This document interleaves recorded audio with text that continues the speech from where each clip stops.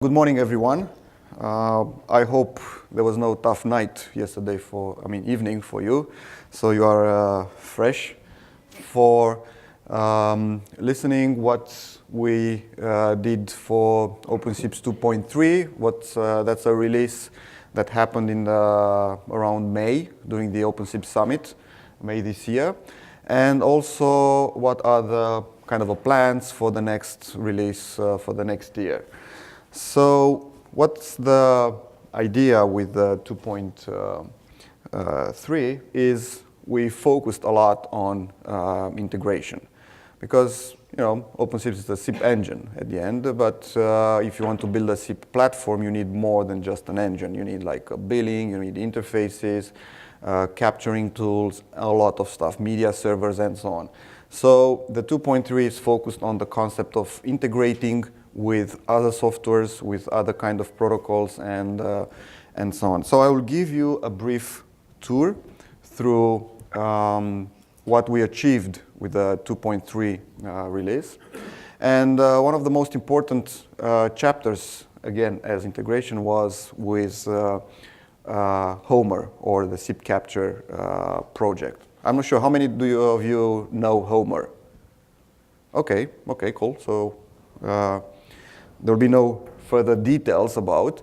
What we did, working quite closely with the Homer team, especially with Lorenzo, was to try to move away from an, let's say, SIP-centric capturing tool.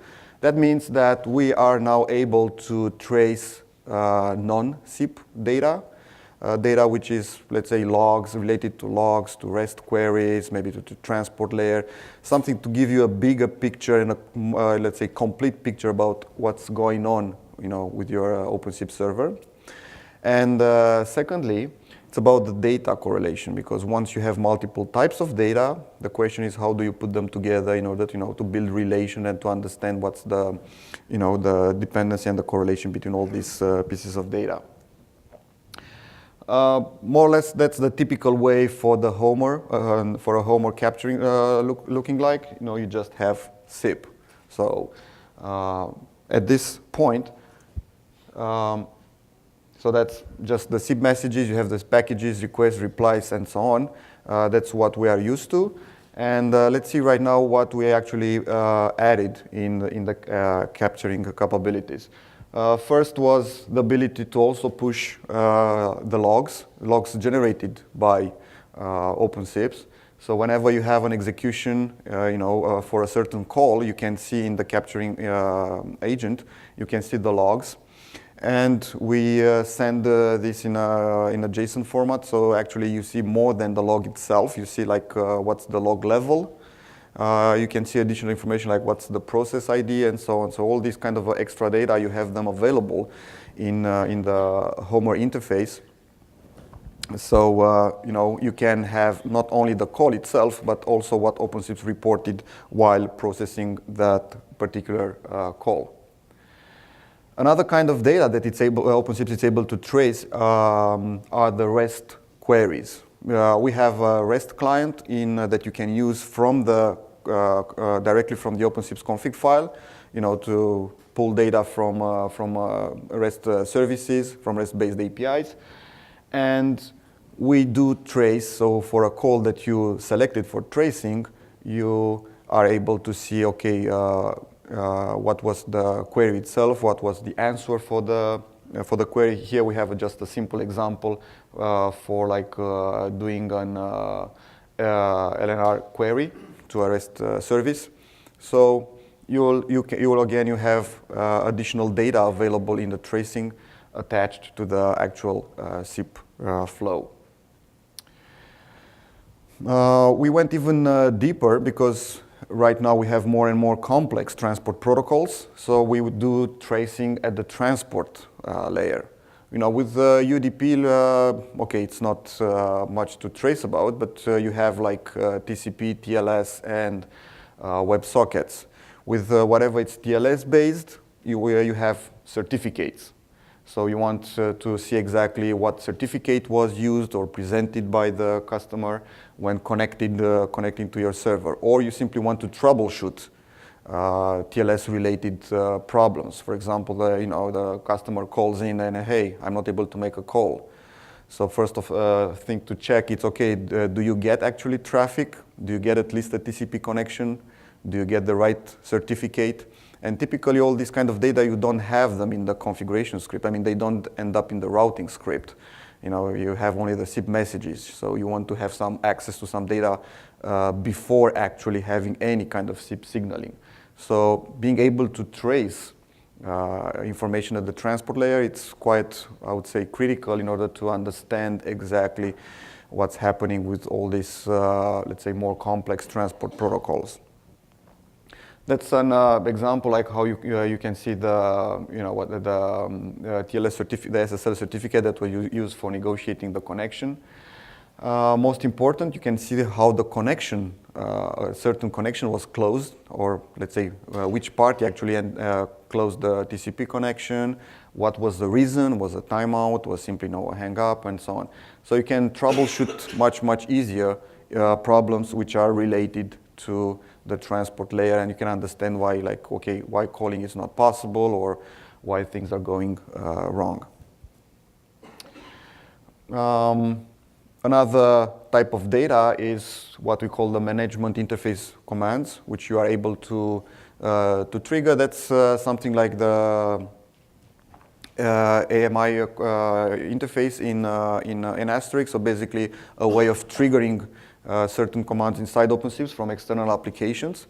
And you also are able to trace them because you have multiple backends you can use this interface, like via JSON, via UDP packages, via some FIFO files. And it's really useful to see all this kind of data, like the traces for these commands, in terms of controlling the operational aspect of your OpenSIPS platform.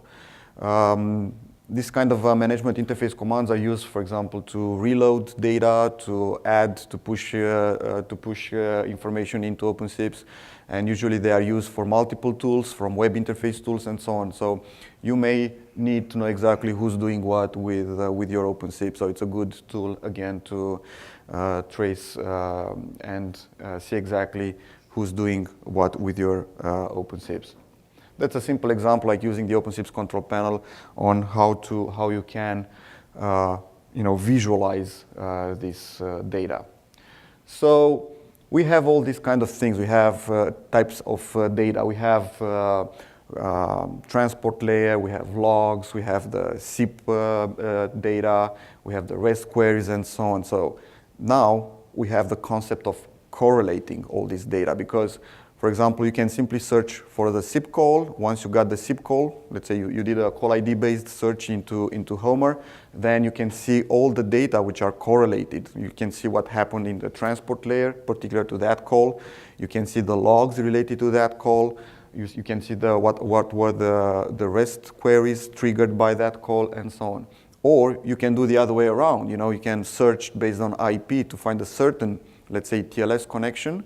And then you can find out which are the calls which were transported to that particular TCP connection. So you have all the way to go in both directions between all the types of data. Again, thanks to the correlation mechanism that we are able to push into Homer, and of course Homer being able to use and display such data. Starting last year, we have an official integration of the Homer inside the control panel. Control panel, it's the web interface for the OpenSIPS provisioning, system provisioning.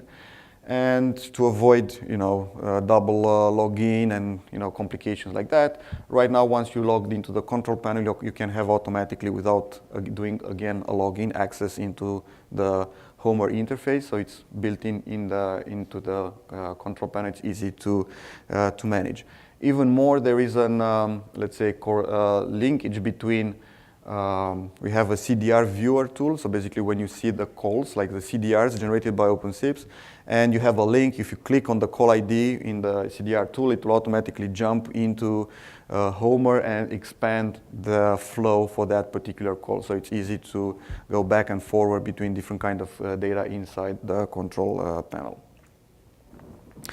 So that was the thing that we did so far with Homer. We already have on the pipe more things, interesting things. Even now we're here at Astricon. We are neighbors at the booth with the Homer team, and we keep discussing about what other kind of crazy ideas we may have to do. So more or less it's a kind of a never-ending job in there. Another interesting thing that we did for the 2.3 was the SIP-I integration. So starting from, okay, why do we need the SIP-I? What's the purpose of SIP-I? Everything starts from the SS7 interconnection that, usually you need a gateway, an SS7 to SIP gateway to typically to make it work. But the problem is in order of money. Such a gateway costs a lot. You have to go through all the certification in terms of getting access to the SS7 network. So that's typically not a really easy solution. And lately, most of the carriers do offer the SIP-I alternative.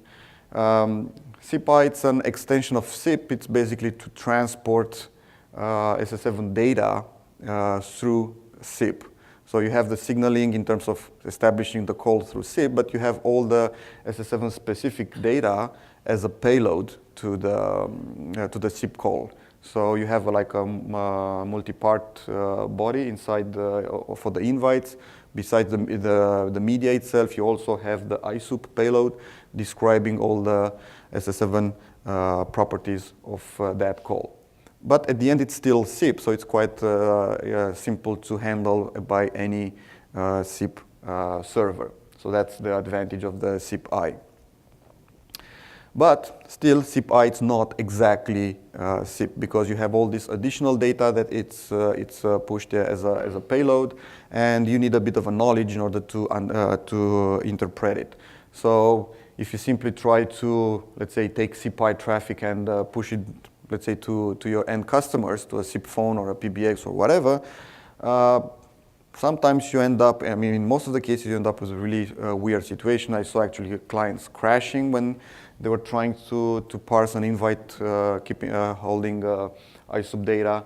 So that's not the way to go. Not to mention that the ISUP data contains a lot of valuable information that the endpoint is not able to extract and to display, for example, what's the real caller ID and things like that. So in this case, what we did, we actually implemented inside an OpenSIPS a SIP-I to SIP converter, a gateway we call it, which is able to, it works bidirectional. So it's able to extract the ISUP data from the SIP-I packages and to push it in the SIP headers. And when you have the traffic the other way around, is doing, let's say, extracting data from the SIP package and building the ISUP part of the SIP-I protocol. So in that case, it's a very cheap alternative in order to do the interconnection with the carriers, and you don't need any kind of additional software. You can simply put it through the OpenSIPS and you are good to go. In terms of scripting, it's something very, very simple.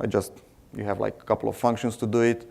We have some documentation on that, but the idea is quite trivial to do it. Now, you have different ways of, let's say, inserting a SIP-I gateway in existing deployments, where you have, let's say, the carrier, you have your SIP server, which can be whatever, and then you have the client. So let's say if you want to bring in a SIP-I trunk, the question, and use OpenSIPS as a gateway, the question, okay, how do you do it? So you have an option of placing the OpenSIPS to act kind of a, let's say, gateway / SBC between the carrier and your server, just to do the conversion. Or you can because again, SIP-I is still SIP, you can push SIP all the way to your proxy. If you have ability to program somehow that SIP server, you can insert it as a simple loop. So to recognize based on the source, send it to OpenSIPS to do the translation, and then feed it back. So these are just examples on how you do it. Or simply, trash whatever SIP server you have and put OpenSIPS in there, and that's it. Magic, it will work.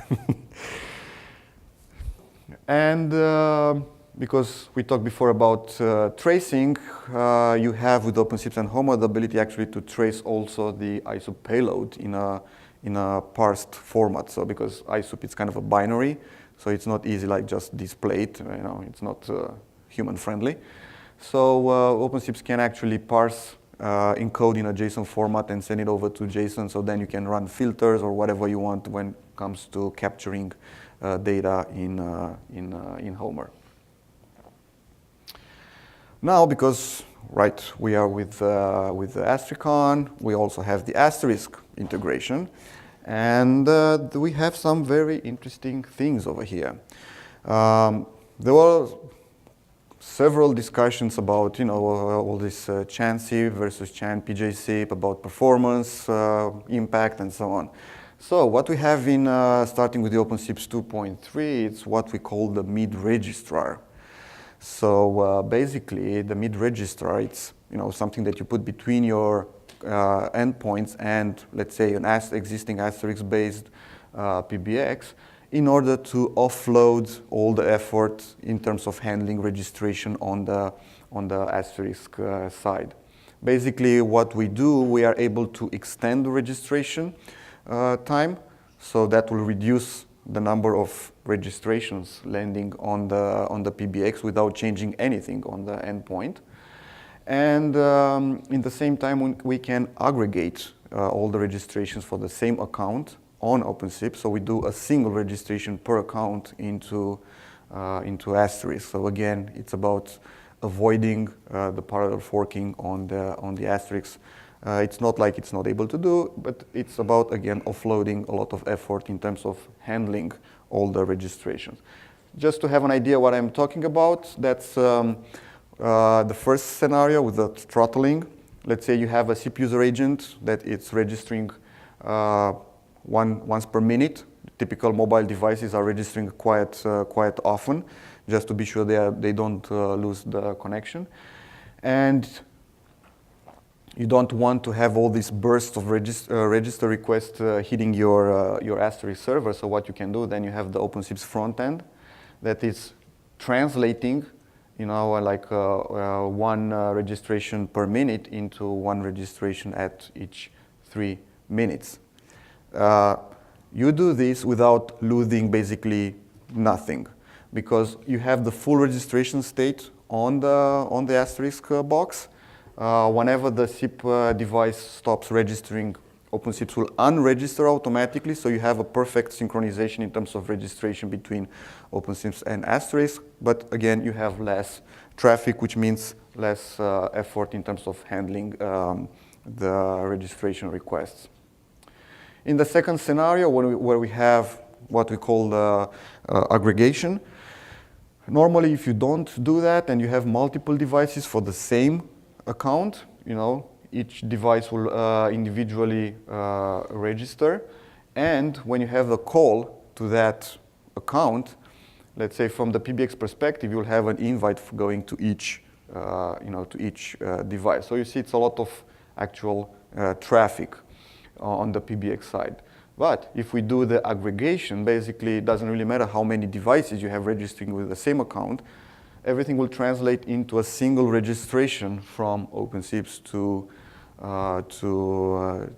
the Asterisk. So first of all, you have less registrations, but also the effort of handling the invite, the call itself, is less, because the parallel forking in this case, will be done by OpenSIPS. So this translates actually in a really, really good scaling in terms of performance as number of registrations on the Asterisk box. We did several measurements, and believe me, the impact really matters in this case. Another thing that we did in terms of integration with Asterisk, which is not SIP-based, is what we call the Asterisk-driven load balancing. OpenSIPs can do load balancing to, let's say, completely independent of Asterisk, so that's already existing for a couple of years, by simply counting how many calls are sent to each Asterisk box. But you have some issues with this approach because you actually never know exactly what's the real number of calls in Asterisk. Maybe you have other sources sending calls to Asterisk. It's not only you sending the calls.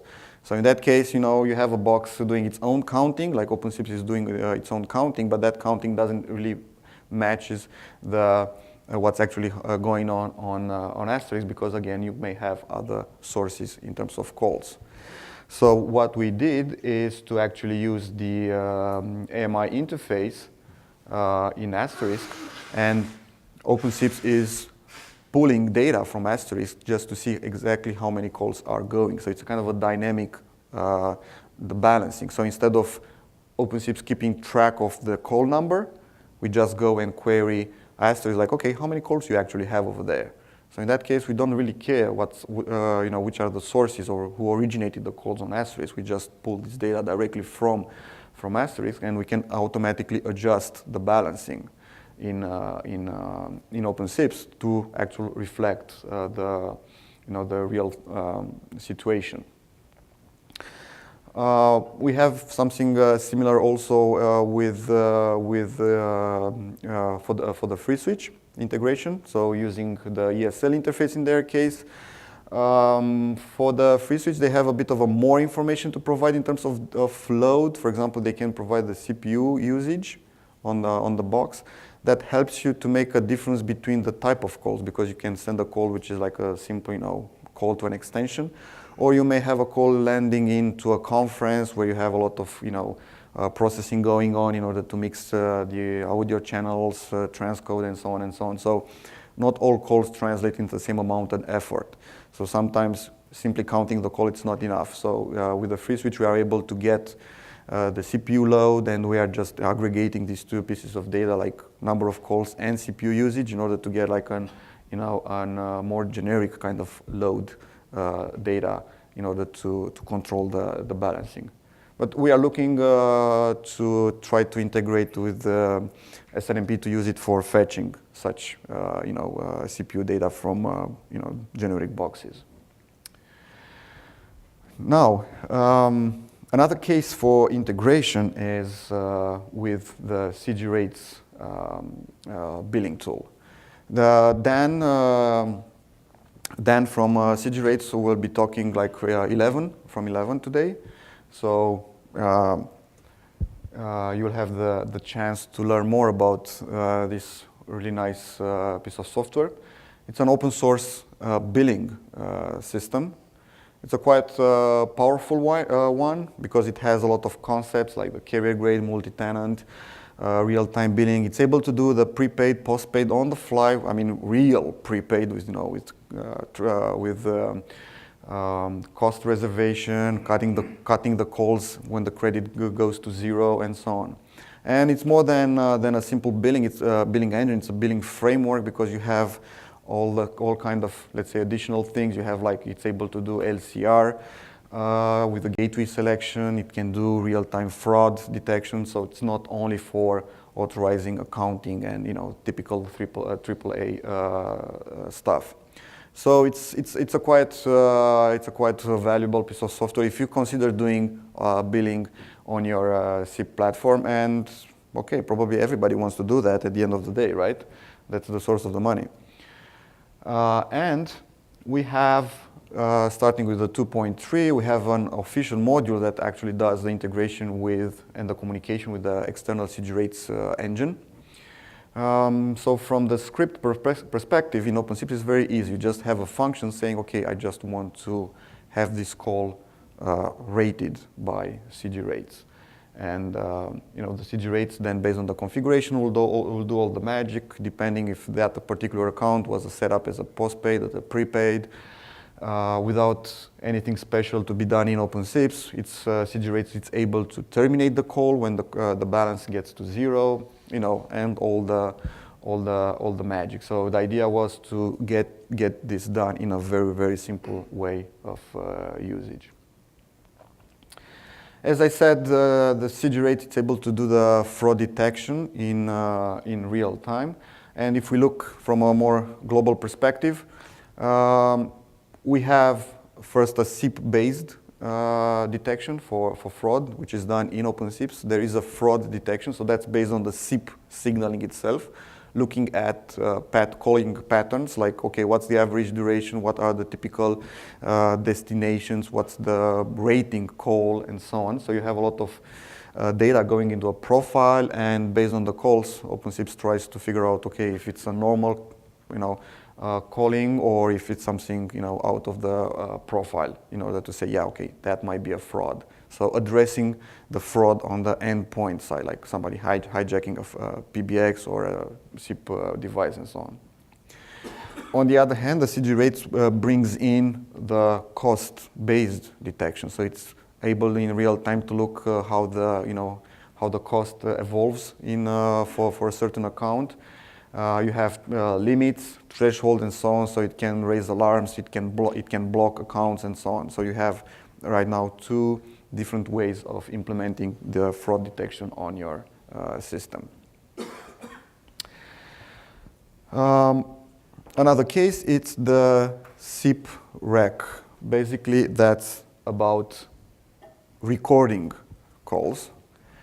And you may want to do that for different reasons. It's a simple service that you want to offer to your end customers, or you want to do lawful interception, doesn't really matter.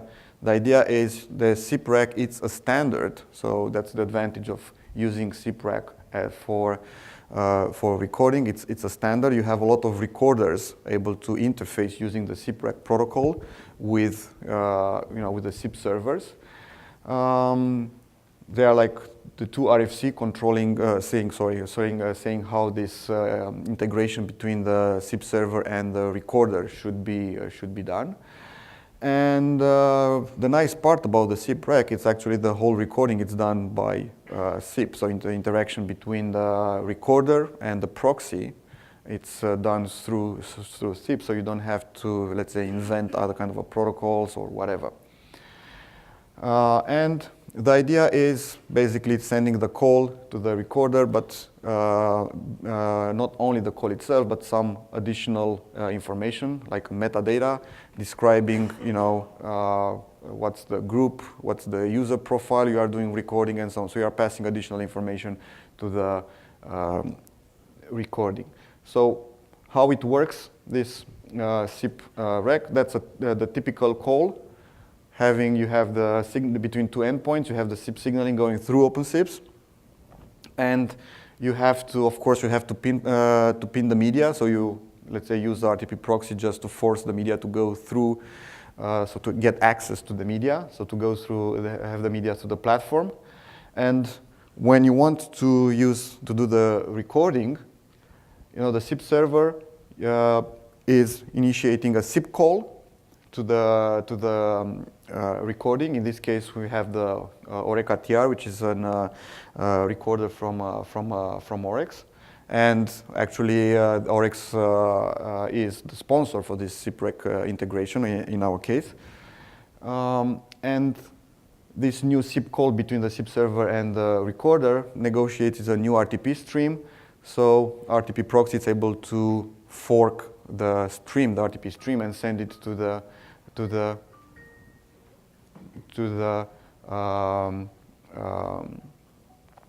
recorder. So from the endpoint's perspective, it's completely transparent. So you don't know exactly if there is a recording or not.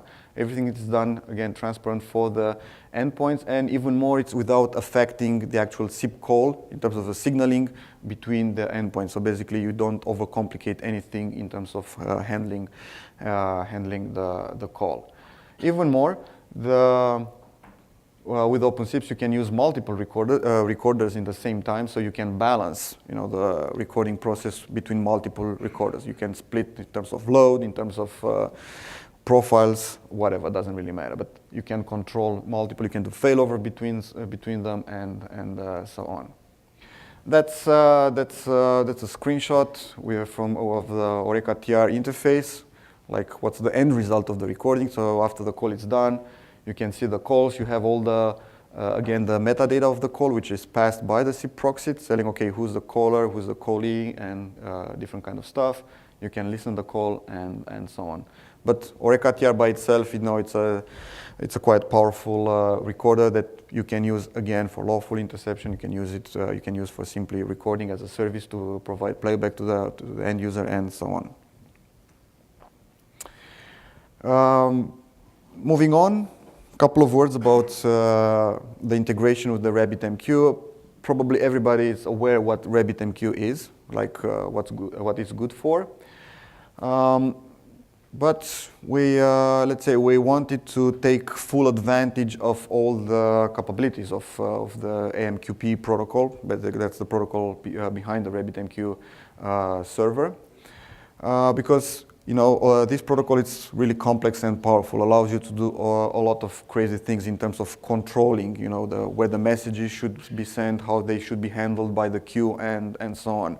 And the good part is that this controlling, it's done actually from the client side. So let's say from the originator side of the message. So basically in our case, that's OpenSIPS. So whenever we deliver an event or a package through the RabbitMQ, we can attach a lot of additional information specific to the AMQP protocol in order to control how the event or how the package should be delivered.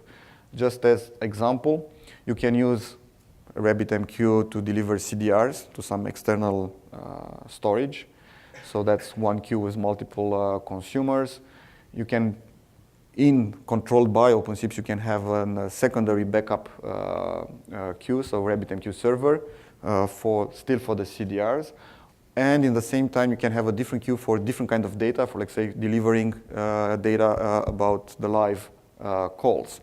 And now, controlling, you have, let's say, the so-called control channel for the AMQP. You can instruct the queue how to handle the data. Let's say, if I have for the live calls, I can say, yes, I want to have this data delivered to all the consumers in the queue.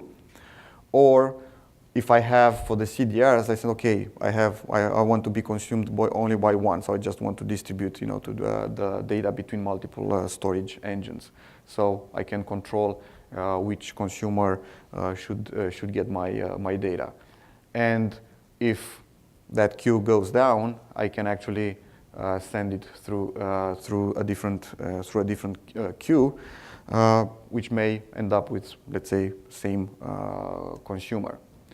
So again, if you just look at the RabbitMQ, it's quite simple. You just push an event and that's it. But the beauty of it is that from the client side, so let's say from the producer side for the events, you can control how these events should be delivered to the consumers, and that's something really really powerful. So that's available with 2.3 in terms of controlling how the messages, the RabbitMQ messages, should be routed by the queues.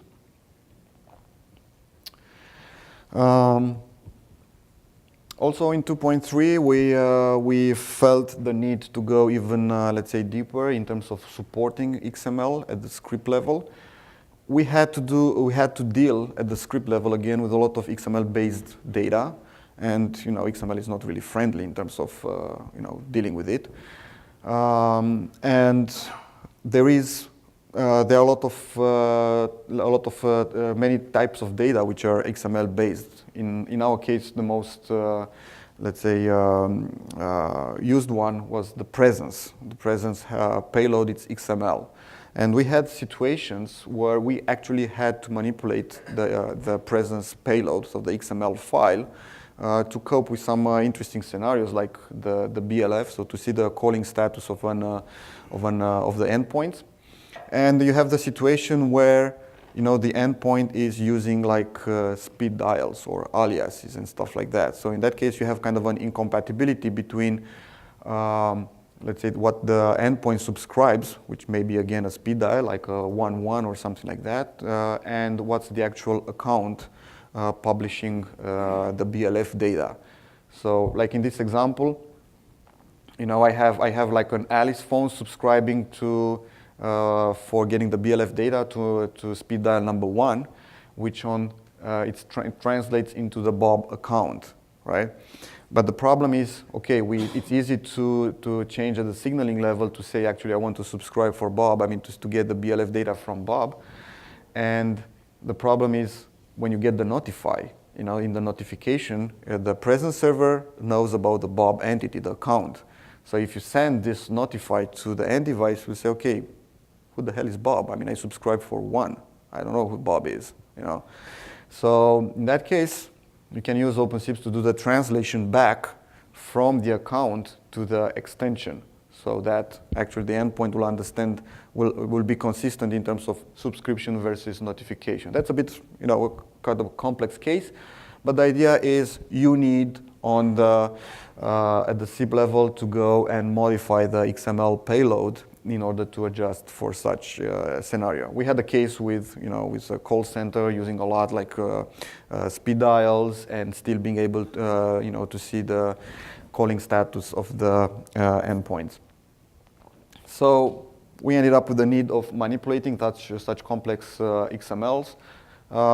We had first the attempt using a regular expression to modify an XML. Okay, don't do that, that's a nightmare.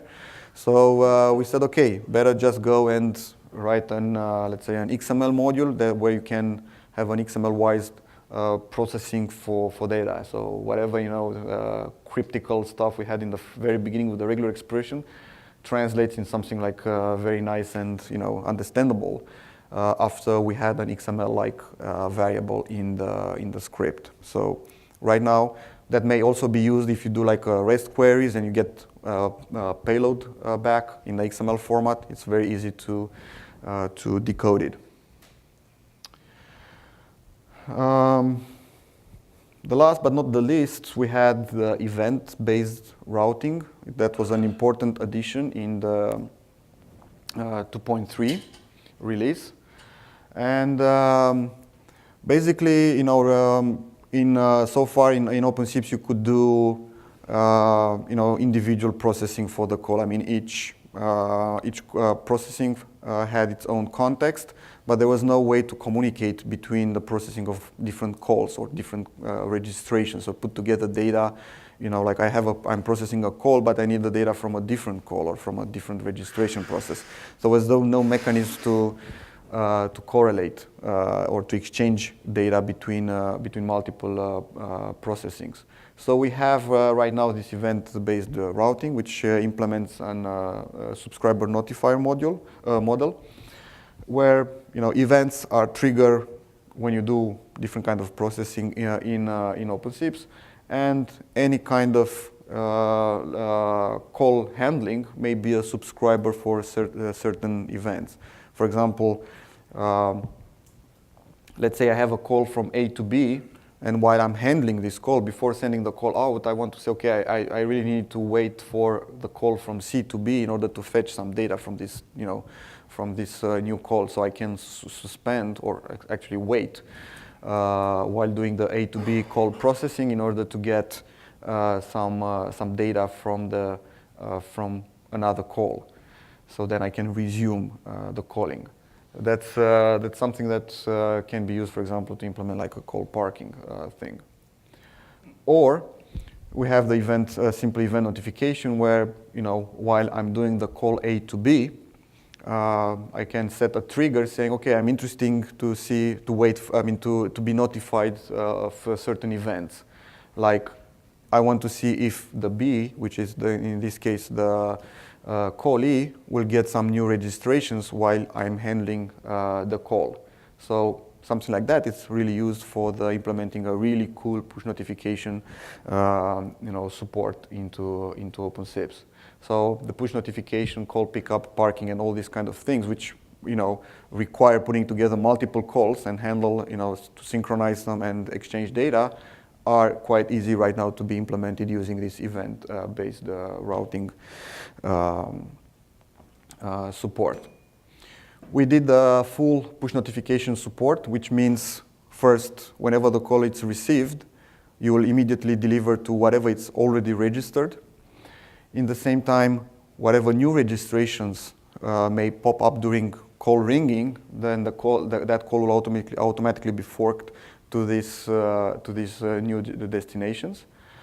And the idea is also, if you had like 2 destinations registered in the very beginning and they decline the call, but you have ongoing push notification, you should not decline the call. You should still wait because maybe there are chance for, for other devices to register. So it's a bit like a tricky situation, having all existing destination decline, but still you get a ringing because you are just waiting just to be sure that, there is no device pending in terms of registration.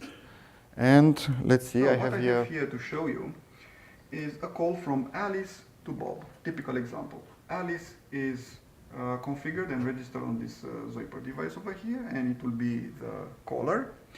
And Bob is currently registered with this hard phone, so it's already over there. We can see that's only one contact. If we look directly into OpenSIPS, we see there is only one registration for Bob at this moment. So also I have Bob account configured on the mobile device. You see it's not registered, the account is deactivated. We don't have the full push notification systems to the Android OS, so I will simulate that by manually enabling the account. So let's see how it works. Let's call Bob from Alice. The registered device is ringing from the very beginning, and now while in ringing, let's register also Bob. So you see the call is also delivered on the spot to this device too. I can accept the call, and the hard phone stopped ringing because basically there is a parallel ringing between the two. So call was accepted from here, and now I have a call between Bob on this device and Alice over here. So basically ended up in a typical parallel forking. So that was just a short demo on how the push notification works with the event-based routing. And believe me, that's overall there are like 3 or 4 lines of code in your config file. So it's quite simple to understand and to script. You don't have to do any kind of crazy things like was before, looping, waiting, and stuff like that. And this is more like what we're working on the OpenSIPS cluster. Why we need cluster, that's pretty clear for everyone. You want to scale, you want to distribute, you want redundancy. And in terms of the clustering, we focused on the concept of sharing and exchanging data between different nodes, like broadcasting information in the cloud, in the cluster, being able to query and get data from nodes, to distribute data, or to have communication. We have the cluster engine, the underlayer, which is able to keep the topology of the cluster, to see exactly what nodes are up, how to bypass broken links. For example, if you have a link going down, then you can have some rerouting. So that's automatically done by the cluster engine. So you don't have to deal with these low-level things from the script level. You have the ability of nodes dynamically joining to this to such a cluster, so it's a very dynamic configuration for the cluster. And